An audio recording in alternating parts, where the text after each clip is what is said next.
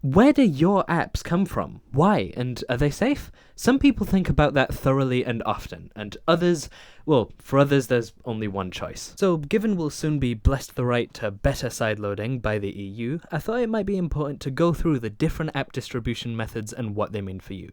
If you care about one in particular, check the chapters below. If you're on Windows, probably most of your stuff comes from pressing download buttons on sites, followed by macOS, where relatively little but still a significant amount, Android, where some, but definitely not most people download APKs, Linux, where it's just generally not necessary, and right at the back is iOS, where you actually can presently download apps from websites, just most people don't know about it, but it's really disincentivized and really awkward. Which is good. Remember, we're not talking about sideloading as a whole, we're specifically talking about downloading apps from websites and running them. And there are so many ways that can go wrong. Obviously, the rest of how Apple handles sideloading I disagree with, but when it comes to this, I mean, think about it. Whether it be a missing digital certificate that allows people to spoof the site you're going to, a simple misclick on an ad that kind of looks like a download button, typing the wrong domain, your browser being compromised, it's just not a very safe way of getting apps.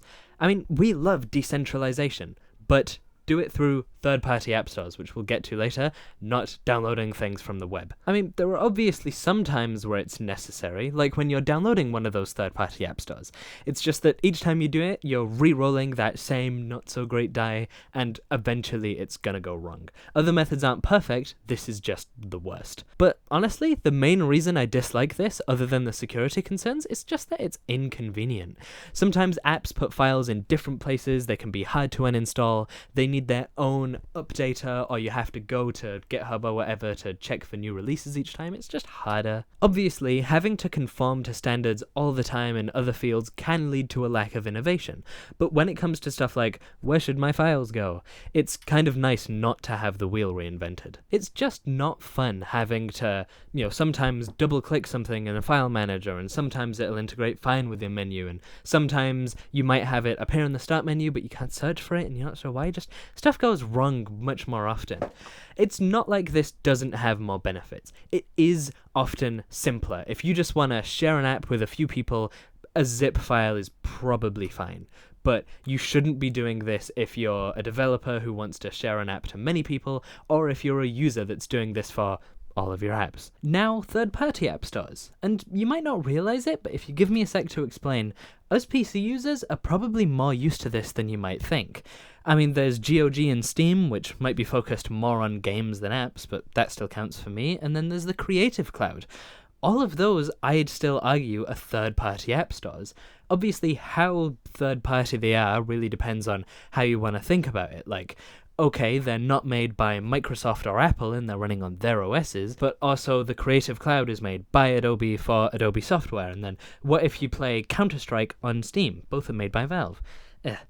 For sake of keeping things simple, I would class the Play Store on Android, the App Store on Apple stuff, the Microsoft Store on Windows, and your distro's main repos, so no AUR, plus arguably maybe FlatHub on Linux as first party, so third party therefore being anything else. The main general third party app store you'd think of for Android would be F-Droid, which, for reasons I'll bring up in a sec, brings us to the benefits and drawbacks, starting with security. These are much better than web downloads. There's no entering the domain wrong or clicking on malvertising or whatever, and even on an unsecured connection, a Linux repo, or I'm pretty sure other things too, you could verify with a GPG key, which means nobody could tamper with the files even on a non-secure connection. And those benefits go for first-party app stores too, but not these drawbacks.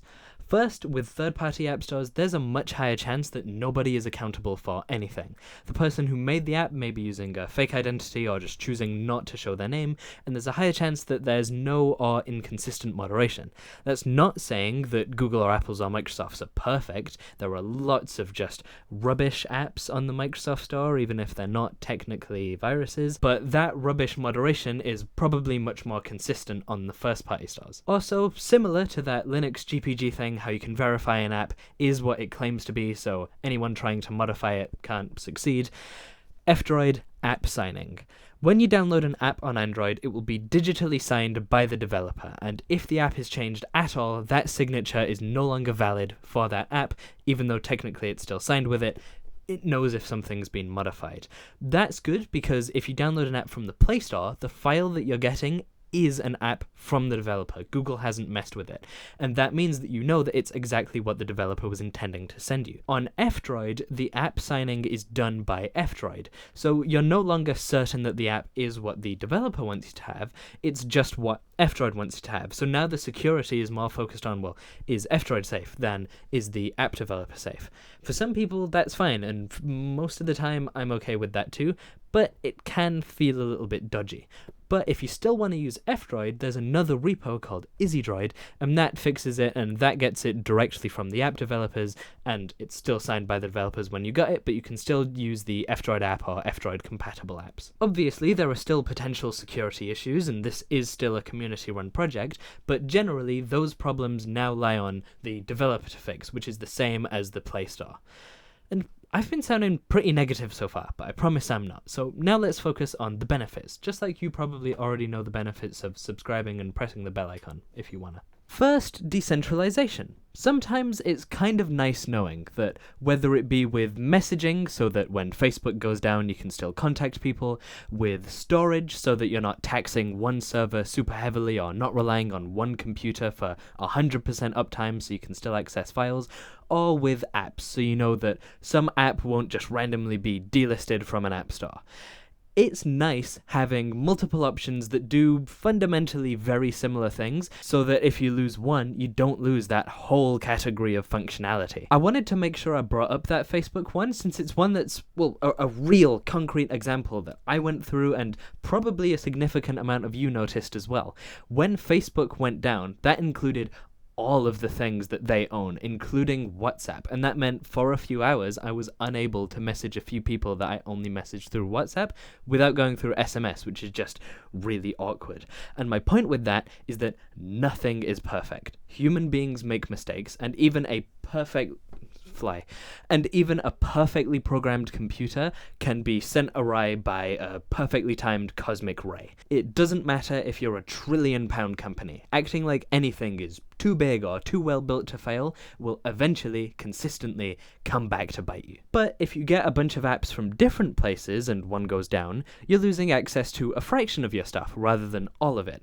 That's still annoying, but less show-stopping. And if you're familiar with what it means to be Sherlocked, maybe your app store's servers don't go down, but your favorite app might just randomly, accidentally disappear for no reason, coincidentally. That's much, much harder to make happen if developers can publish their apps in multiple places. And I'm not just talking about apps. What about games being delisted? Multiple game stores helps that too. Next, although it definitely doesn't apply to all third-party app stores, it's more relevant here than with first-party ones, a lot of these are often community-ran or open source, and that gives them just a different kind of vibe when it comes to interacting with them, when it comes to feature requests or bug reports or anything like that. They're much more democratic. If you've got a problem with it, or if they want to introduce a feature that the community generally doesn't like, it's probably not going to get through as easily with third-party app stores, because, well, they know that someone can just switch app stores if they do something they don't like. An excellent comparison for that is taking the first-party Apple App Store, where they take a flat 30% off the top of the price of an app and give the other 70% to the developer, versus the Elementary OS App Store, which is open source, and with that, the only cut that's taken away from the developer are the Stripe payment processing fees. It's almost like, as with every industry, where competition happens, the user benefits. Plus, you also get the rest of the benefits of still being an app store, even if it's third party. You still get more consistently packaged apps. You know, they're probably more likely to have an icon and a description and that kind of thing that you get from an app store, and maybe less so from a GitHub releases page. You still get consistent, like, installation directories and uninstallations and updates being handled by the App Store. And it's not the conclusion yet, it's not the end of the video, but I should probably say this is the method of installing apps that I prefer. You get a lot of the benefits of web downloads without a lot of the disadvantages of first-party app stores, which I guess brings us to first-party app stores. They're dead simple, probably the most secure, and for better or worse, the direction that most platforms want to push you in. Looking at you, Microsoft and the Microsoft Store, you go, you'll get us one day. In talking about the other two options, we've kind of mostly talked about the pros and cons of first-party app stores relative to the other ones anyway, but just to summarize, first-party app stores are generally best for security, consistent moderation, however good it may be, and that it's just generally the place where most people will want to go to get their apps. So if you're a developer, you probably at least want to be available first-party and third-party rather than just third-party. But then the downsides, excluding first-party Linux repos, are that they're generally being run by for-profit companies, that even though it's illegal either now or soon, so maybe not in the future, but they like to prioritize often their own company's apps if they have them, and they often place limitations on the developers that encourage the use of the company that makes the App Store's services. Like saying, hey, you better use our payment processor even if you've already got your own infrastructure so we can make sure that we skim all of your in-app purchases. Although just like how many third-party app stores, but not all, are open,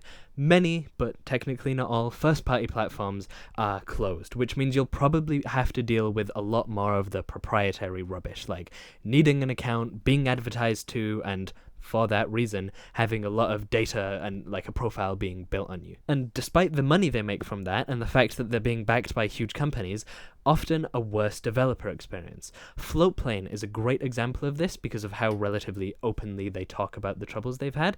Sometimes, as an app developer, Google or Apple might just refuse or update for no apparent reason, which sounds like it's just a developer problem, but then even if you're not a developer, as a user that means you're getting features slower due to poor testing on Google or Apple's part, and them just not understanding a feature about an app or getting confused. Plus, even though this video has mostly treated where you get your apps from like it's a choice, you've got to remember that it's often not. If you're on a console other than the Steam Deck, it's pretty likely that the only place you're able to get digital games from is from the manufacturer of that console. That might be because their business model is selling the consoles at a loss and then making money back from taking cuts from the developers selling the games, but in the end, that's not your problem. It's the company's business model. And what it does do is make sure that game prices are higher on consoles, and that consoles can shut down their game stores with people having no recourse, even if the company or individual developers would have been okay hosting their own third-party ones to keep things going. Being locked to any one storefront on any platform, Apple ones especially included, isn't necessary for security. It isn't necessary to keep people from getting confused. It is only a thing to make sure that money you spend has to be funneled through the manufacturer of that device, the device that you've already bought and paid for, rather than going straight to the developers that make the software that you're buying. It's not like I don't think these first-party things should exist. It's very valuable to just have an easy, quick way for most people to just go in, get what they want seamlessly. That's all good. It's when you can't switch to something else that it becomes a problem. So please don't try and defend companies doing that, since all they're doing is taking choice away from you. If you don't want to use something not first party, just don't. It's worth mentioning that on Linux, even though things are generally better, Snap is known for being not super Linux-y when it comes to being an app store, and Flatpak is generally my preferred way of getting things on Linux. If you want to see me switching from a platform that's super locked down to one that's a bit more open, try this video where I switch from a Quest 2 to a Pico 4, and try the one below it if you think that's a better recommendation.